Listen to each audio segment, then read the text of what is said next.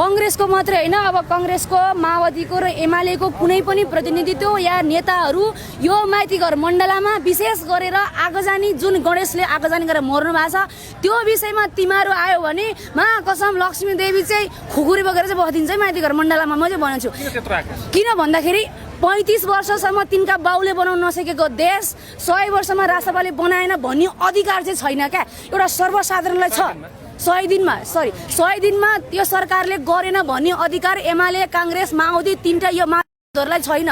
म त सिधै भनिदिन्छु, किनकि यिनीहरूले गर्दाखेरि हामी फ्रस्ट्रेसन भएको, यिनीहरूले गर्दा माइतीघर मण्डलामा आएको, अनि यिनीहरूले गर्दा हाम्रो साथीभाइको ज्यान गएको हैन।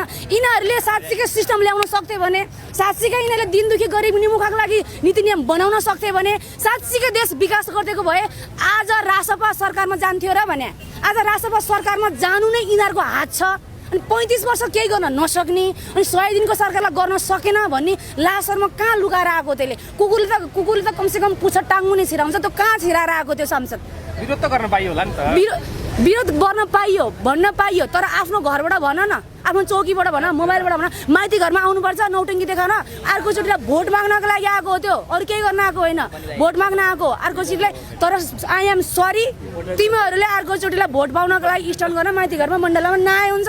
तिमीहरूबाट फ्रस्ट्रेसन भएर तिमीहरू लखटिरहेछ, अनि फेरि तिमीहरू नै आएर माइती घर मण्डल सरकारको विरोध गरिरहेछ, जबकि तिमीहरू नै सरकारमा थियौ त।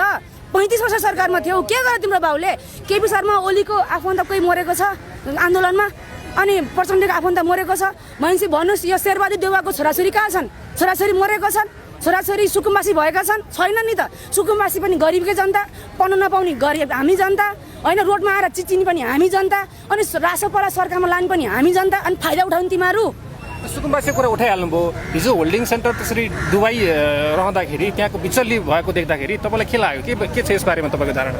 यहाँ चाहिँ हाम्रो बालेन सरकार चुक्नु भएको छ। मैले बालेन सरकारलाई म पटक भन्न चाहन्छु, बालेन सरकारलाई मैले विरोध गरेको होइन। बालेन सरकारले लिएर आएको नीति नियमले यदि कुनै जनता मर्छन् भने यहाँ जनताले सरकारले मारेको हो भन्न पाउने हाम्रो अधिकार छ। ताई भोलि त्यो ठाउँमा मै पुगौँला, मैले लिएर आएको नीति नियमले कसैलाई असर पुग्छ र मर्छ भने त्यो सरकारले मारेको। एउटै नीति र एउटै नियम लिएर त सबैलाई समेट्न सकिँदैन।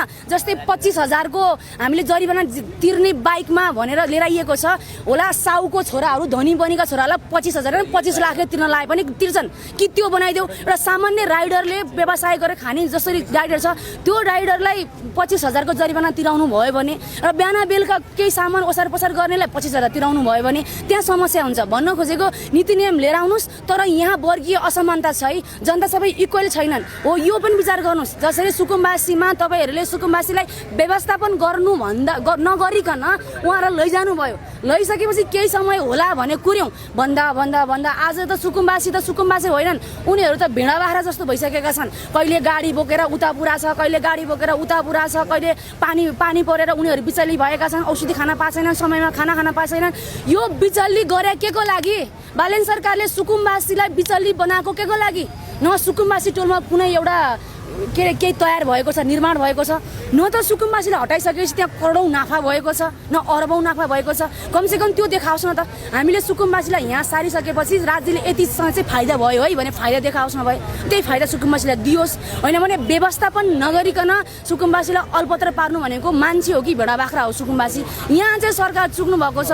वास्तवमा सुरुमै आएर दोजर चलाउनु पर्ने, सुकुम्बासीलाई हटाउनु पर्ने र अहिले यस्तो अवस्थामा पार्नु पर्ने, मैले त्यस्तो अहिले जरुरी चाहिँ देखेको थिएन। केही समय सुकुम्बासीको व्यवस्थापन गरिदिएको भए, जुन समयमा उहाँले दोजर चलाउनु भयो त्यो समयदेखि त्यो दोजर नचलाइकन अहिलेसम्म व्यवस्थापनमा समय खर्चेको भयो नि के हुँदैछ त? केही हुँदैन।